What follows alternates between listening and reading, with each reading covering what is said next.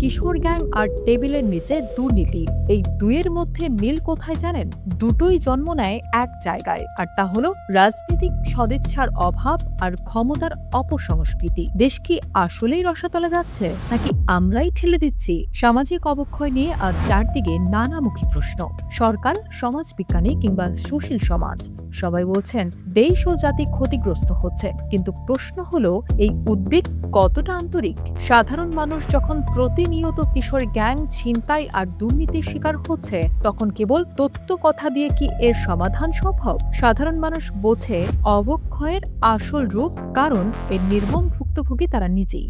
বাস্তবতা হলো রাষ্ট্রে সুশাসনের অভাব এবং ক্ষমতার রাজনীতি এই অবক্ষয়ের মূল প্রজনন ক্ষেত্র। বাংলাদেশের প্রচলিত রাজনীতিতে মেধা ও জ্ঞানের চেয়ে পেশি শক্তি বরাবরই বেশি প্রাধান্য পেয়ে এসেছে।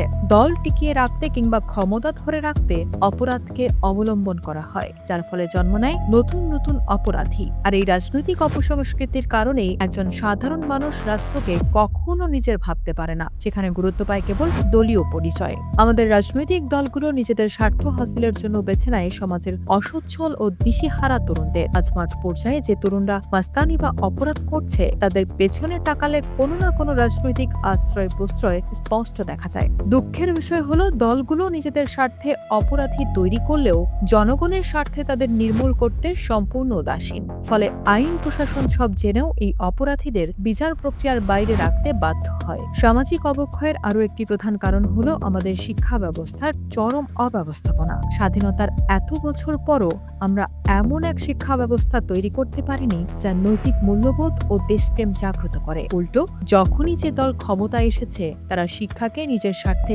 দলীয়করণ করেছে। তরুণদের দক্ষ নাগরিক হিসেবে গড়ে তোলার চেয়ে রাজনৈতিক হাতিয়ার হিসেবে ব্যবহার করার কৌশলই এখানে বেশি দৃশ্যমান। অথচ এদেশের ইতিহাস অন্যরকম ছিল।